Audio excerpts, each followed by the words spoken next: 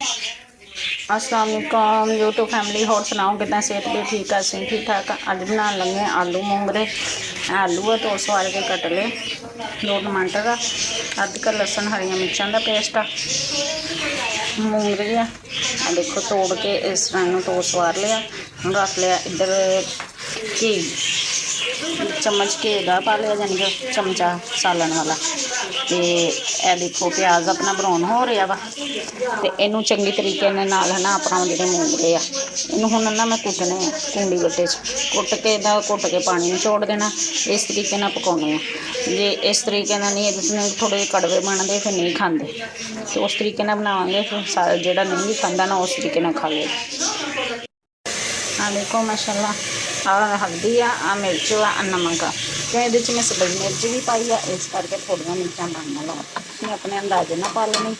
मैं अपने अंदाजे ना पा रही लून मिर्च।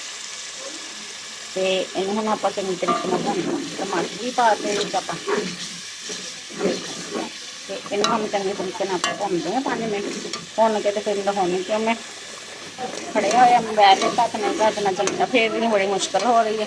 तो मैं तुम दिखानी है मगर आ देखो जी मूंगरे इन्होंने मैं कुट लिया। कुट के देखो इन्होंने कुट के मैं पानी निचोड़ के कढ़ दिता।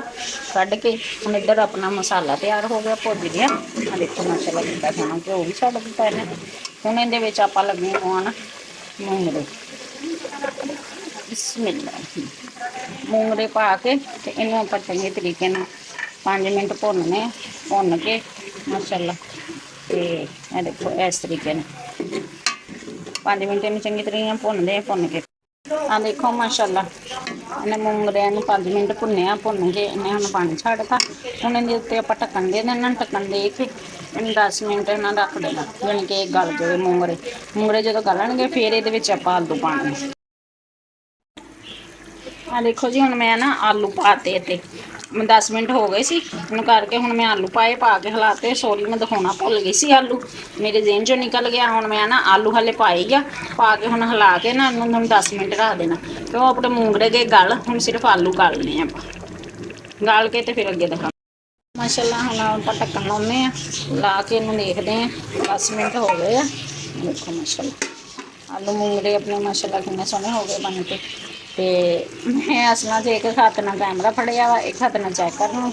आ देखो माशाल्लाह आलू भी गल गए आ देखो आलू भी गल गए माशाल्लाह। घ्यो भी छड्डता, अपना सालन तैयार हो गया आलू मटरां सॉरी आलू मूंगरियां दा। हुण इहदे विच आपां सबस धनिया पाना वा। देखो माशाल्लाह सबस धनिया पाता।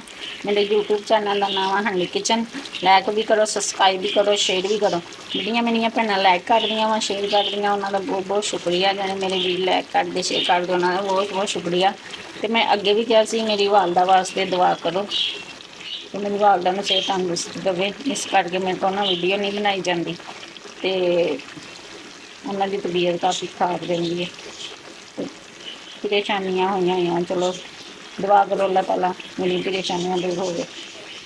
तो मैं इस तरह ही अच्छे अच्छे खाने बनावा, अपने फैमिली में शेयर करा। तो ओके जी, अल्लाह हाफिज़, दुआएं याद रखो।